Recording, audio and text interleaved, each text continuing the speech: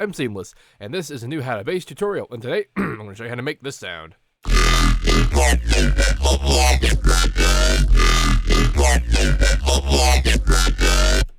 So the beauty of this guy here is that we accomplish what's happening here with no Vocodex whatsoever, and there's a few clever additions into some basic stuff that I've always done. And in particular, I kind of wanted to do the sound because I haven't done one of these bandpassinesses that sounded this good to me without having used Vocodex in kind of a while. And as cool as Vocodex is, it's a little bit hard to control in terms of the way that it's, business applies itself to stuff. So let's go and look at how this guy got made with mostly just Harmor doing itself and a whole lot of particular processing. Before we get started, though, this video is brought to you by Splice. If you look at the description of this video, there's a link for where you can get a free trial of Splice with the code Splice with a code also made available in the description of this video. It's for new accounts. If you already have an account, it will not apply to you. But hey, if you're brand new, it's your chance to check it out and try it out. I wholeheartedly recommend the service if you're into using samples of any kind at all. Moving on. Let's do this from the beginning and go with the flow. So the automation that's happening here is that of the band. Actually, what's happening? What's being automated? Oh, really? Just this guy. All right. So this is a Reese kind of thing, and it's developed using some older school techniques. I say older school. God, it's not even been that long. But I'm automating here the saw to the square business, and that's what's giving us actually a really important part of how the growl works along with everything else once it all gets processed. Bass low-end things tend to feel better and smoother with square harmonics in play, and sharper stuff sounds sharper when saws are involved. In the most basic sense of how this functions. Inside Harmor, this is done by the additive process, where if you go to the timbre window, you can see every individual harmonic is engaged with all these little nodes in the grid mean, in the darkened areas indicating octaves of harmonics. In the square version, you come in here and you see that every other one of them is off, and you can very faintly see the result of it inside the actual harmonic structure, where the square harmonics get attenuated, or rather the saw wave harmonics get attenuated and the square series is left. I know that it's the same series. Every time I say that, someone tells me it's the same series. Like, I know that, but if I say that without the words I just used, people are going to get confused. A little bit of harmonic randomness engaged. I'm gonna put up a dummy Harmor to kind of explain what some of these parameters do, because I don't want to screw with this guy too much. You know something though, so we're gonna have to make this guy detached so he can be on top. Yeah. All right. So regular Harmor. Ooh, I was already demonstrating in a previous video the delay business. We'll get to that too, but one thing at a time, right? All right, come back to me, sequencer, and decoy Harmor. All right.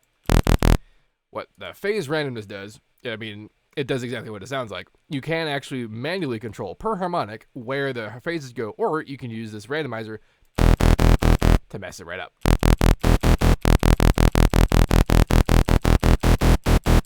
Boy, that was loud. Yeah. So that was introduced as well into the mix of things. This business here with the detuning has to do with a particular effect that occurs when you use the two different kinds of detune. So let's determine what the two different kinds of detune are. There's pitch and then there's detune. What the hell do they mean? Well, pitch is pretty straightforward. It is the literal pitch, just where the note is. And then detune is something different. It's where instead of multiplying, or rather just moving in the harmonics up and down, it multiplies it from the root, the fundamental tone. And that gets us kind of like that kind of thing.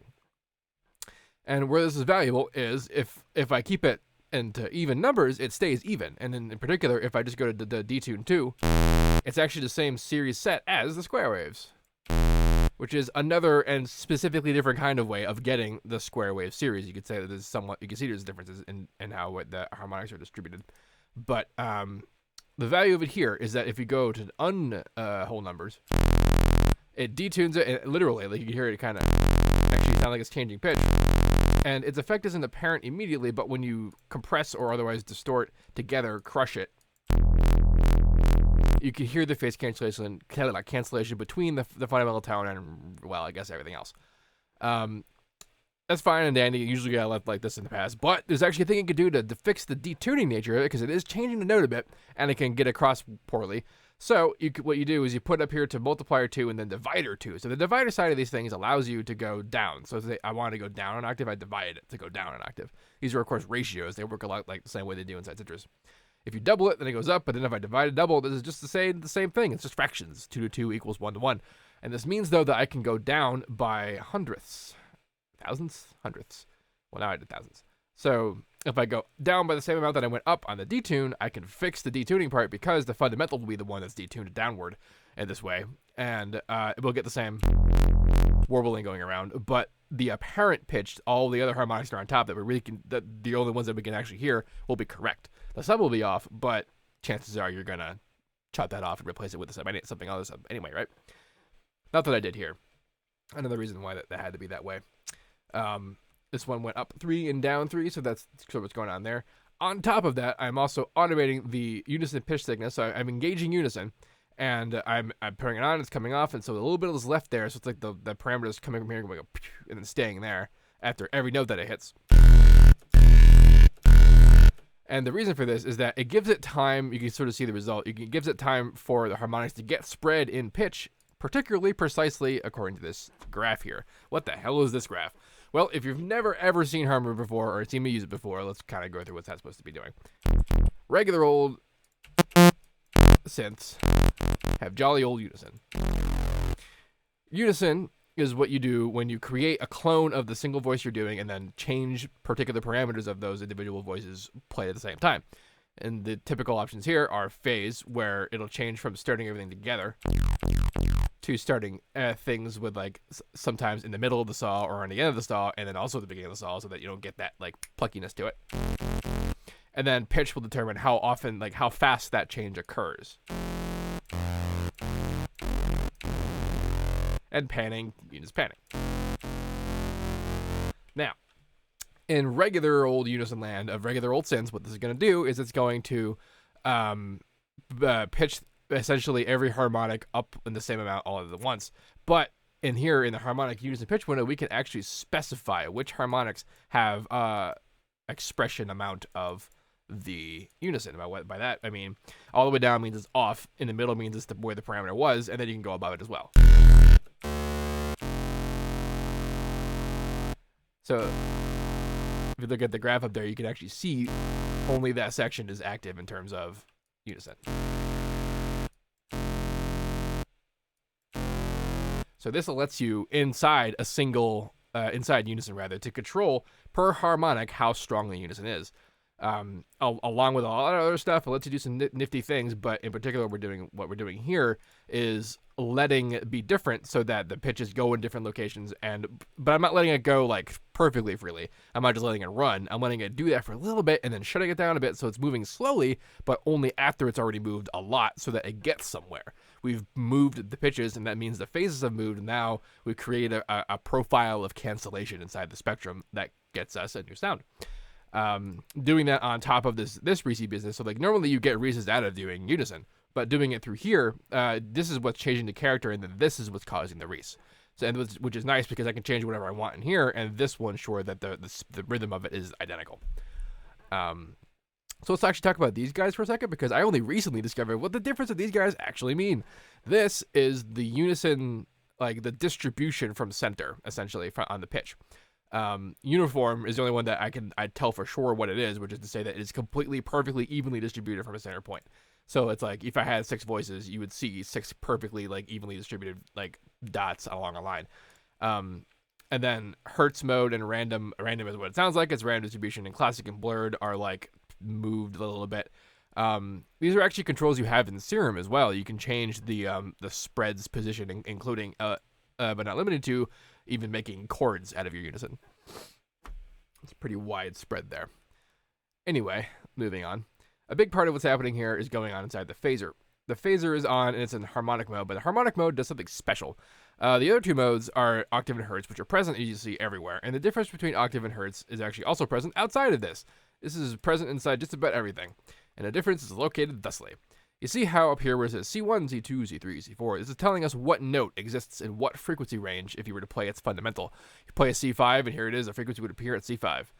But notice that, like, despite the fact that down here there's 50 hertz to 100 hertz, this range represents 50 hertz. This exact same distance measured, moved over here, represents 5,000 hertz, but it represents the same octave.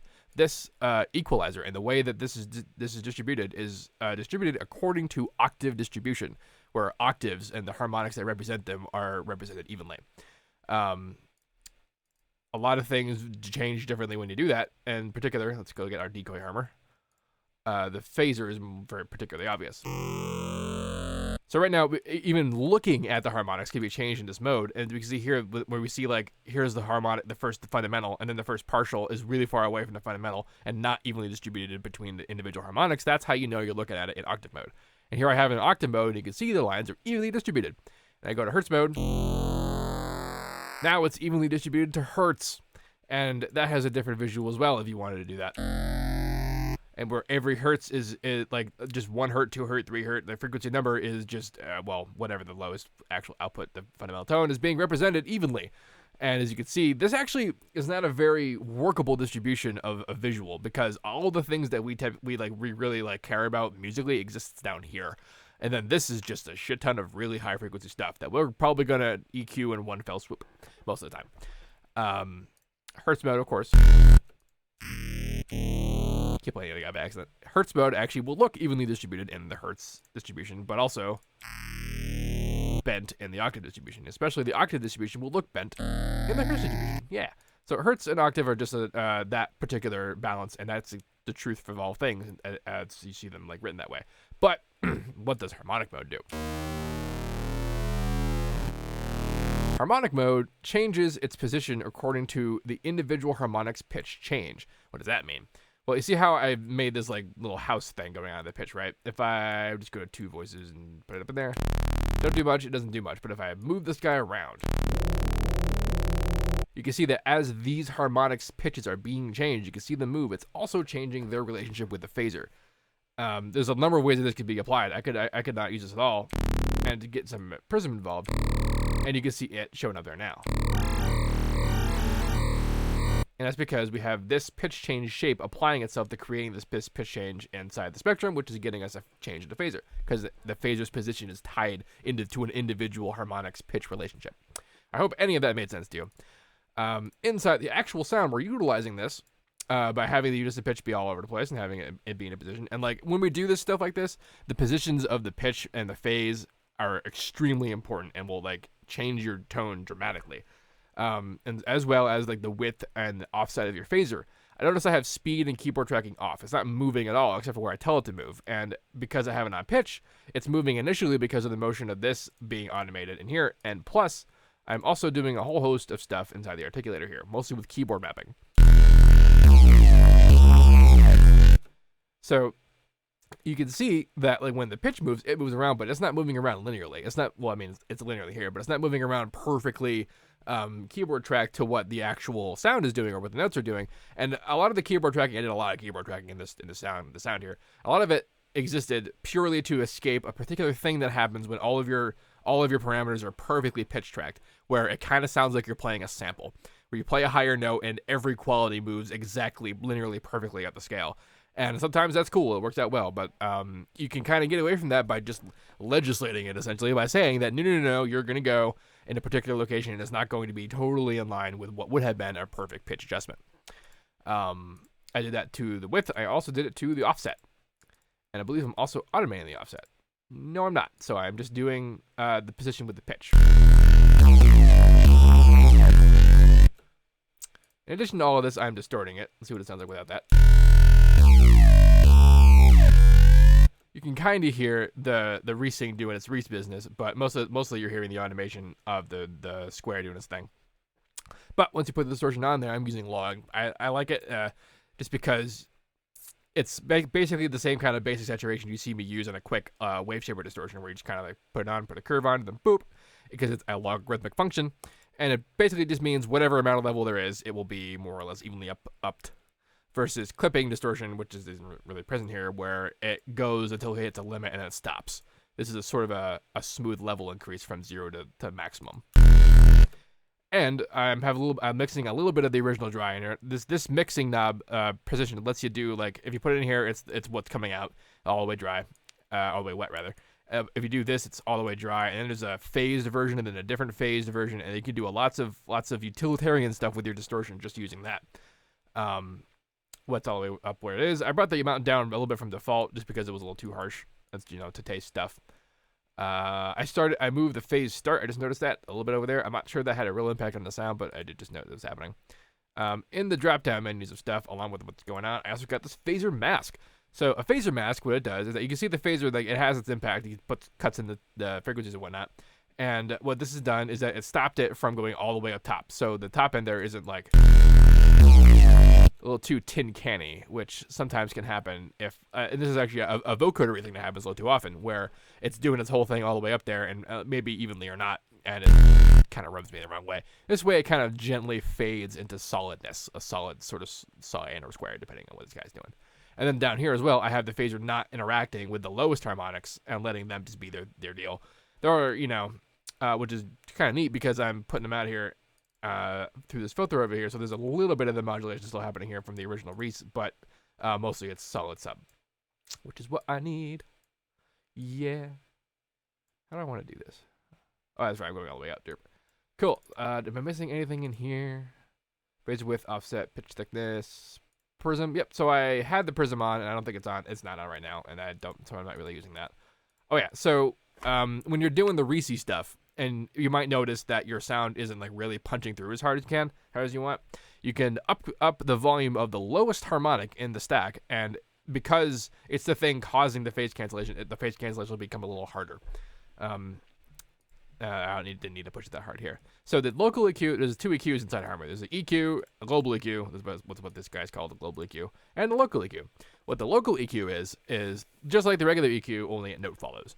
So whatever change you make will be exactly the same on, like, if you change this harmonic, whatever note you play, this harmonic will be the one that gets on or off. When you see a graph like this inside Harmony, this is what an octave relationship looks like, evenly distributed octaves. These black lines represent octaves. Remember, in the timbre window, the darkened area represents octaves, and this is distributed according to individual harmonics. And that makes it so that we see that the octaves are distributed this sort of bent way. In the global business, what this means is that, like, this lowest pit here is the lowest fundamental, and then nothing in the middle at all, and then here's your first harmonic, next octave, and then in between them is all the harmonics that are in that octave. That's how this graph works. Yeah, that is everything happening in here. Neat. So let's also talk about the Midi before we go further than this. I tend to forget this part, but this is also important. In FL, I'm using slide notes to do this. In FL, you can use the slide notes to kind of go up and down, and I'm using this to not only like move around up notes and whatnot, but I'm using it to cause the changes that exist inside the keyboard tracking that we did. Fortunately, the keyboard tracking that we did, unlike inside Citrus, which is an older plugin, it actually follows it if you slide the note. Inside Citrus, it'll start where you put it, and then it'll stay there, so you can slide out of it, but the parameter won't follow. Inside Harmor, it will follow. You can see it do it. It's totally awesome. And that means that, like, the pitch change is a pretty big modulation source, and that's what we want to have happen. Yeah. First step after that, what was that? We got ourselves a compressor. So this is pretty much the OTT-ish stuff, a little bit light, but let's explain what's supposed to have happened here. Actually, I might still be doing it, but let's find out. Off with your head. Here we go. I'm turning it down a bit. So remember that increased dynamic range stuff I was talking about before. This is a little bit like what was supposed to happen, but the warble of that low end kind of kept itself up here. It was like, this is the lowest end and this is the highest end. This is the amount that the Reese actually changed. And what I wanted to do was make it so that the dynamic range was very succinctly, like, it was all the way up and all the way off for the Reese motion, because then I could make that. I can make the Reesing as strong or as light as I wanted, because I could push that against the mids and the highs and crush it up against the master like this. See, I'm not doing it right now, but that would have meant that the Reesing could have come across really, really, like, solidly. Because I ended up doing, like, actual modulation in post with filters, I didn't want the Reesing to be that prevalent, so I ended up not focusing that hard on it. But I never changed this particular distribution of the bass, because I just got used to it, and I just corrected it with later compression, which is a poor and inelegant way of doing this, but that's why it has happened. Anyway, on the when you're doing like low mid high stuff, the thing that matters beyond like where you make your cuts and stuff, which I just totally just did by ear, is how fast each individual section is. The lowest one was a little bit slower because I didn't want it to actuate faster than the actual oscillation of the bass note, which isn't that difficult because bass notes aren't that fast. This is all done in milliseconds. It was a couple hundred milliseconds. Yeah. And so that means that like the lowest bass note could exist unmolested.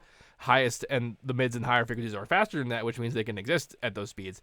But I just sort of made the graphs on the highs in particular to kind of match the dynamics present. It's a little bit like a pretty much more basic compressor because I haven't really changed any of the time variables here. But that's what you kind of want to pay attention to when you're doing it. I turned off the top end compressor because there was no point after the thing I was talking about of ruining the dynamics before it goes into the modulation here. Next step would be this EQ. Am I doing? Oh, okay. So here's another piece of keyboard tracking that happened. Now I did this like low mid high business here to kind of corral the character of the Reese to sort of make it so that all the bits were up so that then I could EQ it and shape it to what I wanted. So remember I was talking about before about what happens when all your parameters move together as if they were one and you get this kind of it's a sample feeling. I did want to EQ it. A pretty typical EQing thing to do is to have a big old notch like right at 500 hertz. And while that sounds pretty okay for like the bass range stuff, the highest range stuff didn't really work out. And like honestly, easy solution, just go into an articulator and engage some keyboard mapping and map specifically. And what I did here was I played octaves. I played an octave with the one I was starting with. I played octave higher, and I EQ'd it by moving these positions around because this too moves around with the note, with the parameter rather of pitch change. PS. So if you wanted to use Citrus and have the same kind of results, you could just do it through here instead of doing it inside Citrus. And I just sort of eyeballed what like keeping the EQ where it's supposed to be, and again to ear. So this meant that like you could play whatever note and slide around, and the EQ would be appropriate for the actual spectral information present.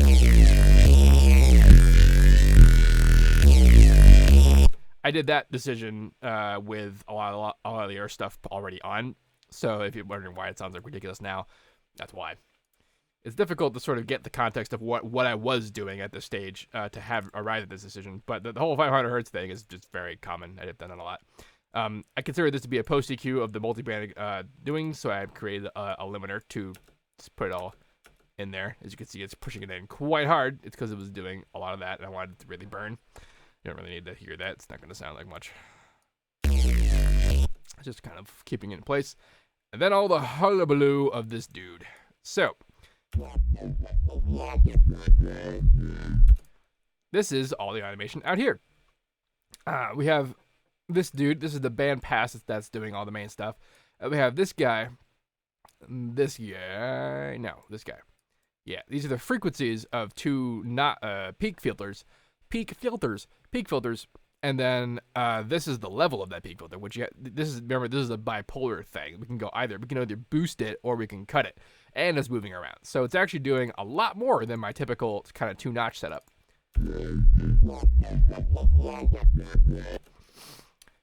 Anyway, as with the usual when we do this kind of filter thing, we lose almost all of it, so we have to bring it back with compression. And now, because of this, actually probably because of the peak filters, I needed to have a tighter compression profile. So I ended up sort of 4-banding it by, I guess 5-banding it depending on it because I separated this up all the way out there. But created 2 Maximuses to give me more bands, but they are overlapping. Initially, I did actually have the cuts here be perfect because they'd overlap anyway because they're not completely perfect cuts, even when they're linear phase, especially when they're linear phase. And so that they actually do overlap a little bit, and that kind of sounded all right. And the beautiful thing of having done this is that meant that I could put 2 different delays, one on the highs and one on the low, and have the settings that made sense for both. But before we do that, let's actually listen to what just these maximi sound like coming out of here by themselves. Remember, this is just the multiband because I'm not putting it through the master limiter yet. So that's what that sounds like after it's compressed, because before that it was just being filtered, and while we could hear the tone, we could hear the filter, almost all of it is gone. So when we're using FL and we're doing this with one of these EQs, it's important to note that I'm doing this with the order 2 engaged on the type of this particular bandpass filter. It's also a little bit thinner bandwidth than usual. It's important to mention the 2 thing because it means it's leaky. It's not completely cut from one side or the other, which means even while it's way over here, there's actually still some higher frequencies available up here, which is why compressing it as hard as it does still works. And that's how that all went up there. So the 2 top end here are like compressed OTT to death, and a lot faster, much harder, and there they because they lost a lot. And the lower guys were a little bit more put on there, like slightly less so, but still pretty OTT. So you can see this is what it looks like with the whipping around of the bandpass, but we bring a lot of the meat of it back so that it still has a tone. And again, not limited. Let's talk about the delays. I just realized we weren't listening to that. Actually listening to these. Super goddamn loud because it's so. Oops, I didn't move that. You get the idea. Put that back down. Yay. All right. I'll have to worry about that later. So the delays. Let's see what's going on there.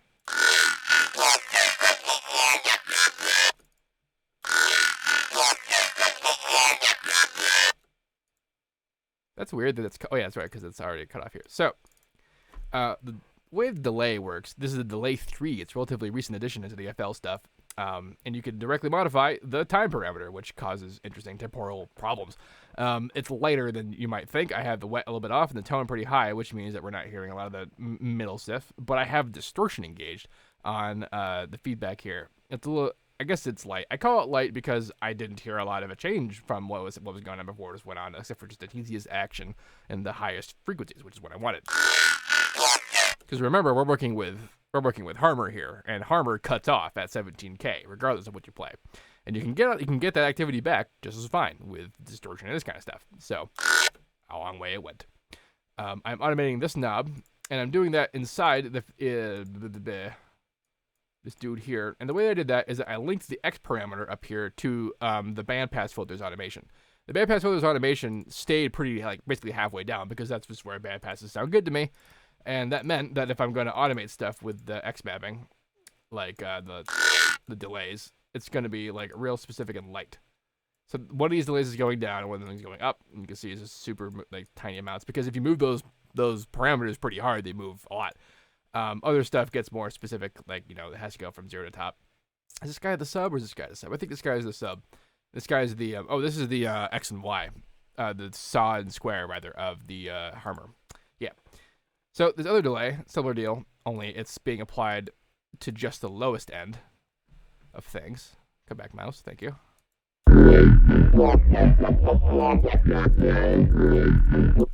This one is more kind of ephemeral.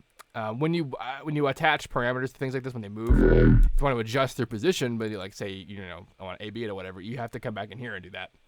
Real quick, let's make sure I know which one that is. Number 3, bam. So I could adjust the position of the knob with this guy, with the base position here, and then the modifier gets modified here. That's how the whole X mapping stuff works. And then, they get variously EQ'd and high pass, because, there's only high passing coming in here, but it still creates low frequency information if you distort high frequency stuff. So that's why there's a pretty big high pass here coming out of it, which sounds like this. Versus this. Oops. Wow, Patcher. I don't know what you just a little too fast there. So you can still hear quite a bit. And then the same thing with this. We have to high pass it. Didn't do a lot of actual EQing, like a little bump, little tiny bumps up there. And they mostly had an effect because I'm bringing it into a limiter after this. So low and whatever, and then also the sub, which was just coming out of the original sort of tone setting of the Reese. Comes into a volume control, gets filtered, And like what's cool about doing that is that the whole reason you want to separate sub is that you want it to clean it up or whatever, but I didn't want it to be that clean. In fact I made these guys overlap a bit because some of the destruction that happens to the lower end actually is a part of what makes the sound cool. So some overlapping had to happen, and it helps that the overlapping is overlapping with the same source material. So it's a little bit broken, but it's broken in the same way, but cleaner. And then it gets into the compression where I'm doing the whole mono and low end, spreading the mids and highs, and limiting. So this shape here is essentially adding dynamic range by making sure that like when the automation comes up is what part gets compressed, and then the rest of it can still have the gulfs in it that give it like the actual like rhythm of your modulation. Because remember, you can really kill that modulation completely if you crush it too hard with compression. You can just bring all the stuff back up, and then it won't sound like it's moving at all. So that's why we do that there. And then a little bit of EQ up in the high end to round it off, and tiny touches of things. And here we have the sound. When I'm doing this, I like to play around with what register I'm in, like when I'm picking a note, because like you can work with whatever. Like the reason why I even have any of this MIDI, because I'm not writing a song with this stuff. The reason I have any of this MIDI is because I want to hear stuff that like might be something I might use in the song. And you might be thinking, you would use this phrase in the song, and no, I wouldn't use a phrase in the song. I would probably chop this up as audio and use a little minor bits and mixed in with like 4 or 5 other bass sounds. But what happens, because remember the whole key mapping stuff, moving stuff around has a pretty big impact.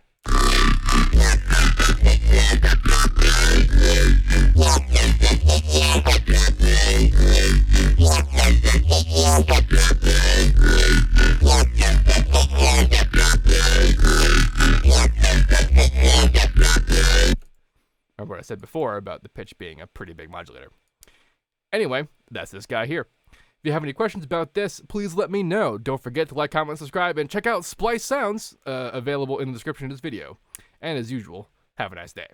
Also, if you have any questions about that, let me know. I'm into answering questions. It's what I do.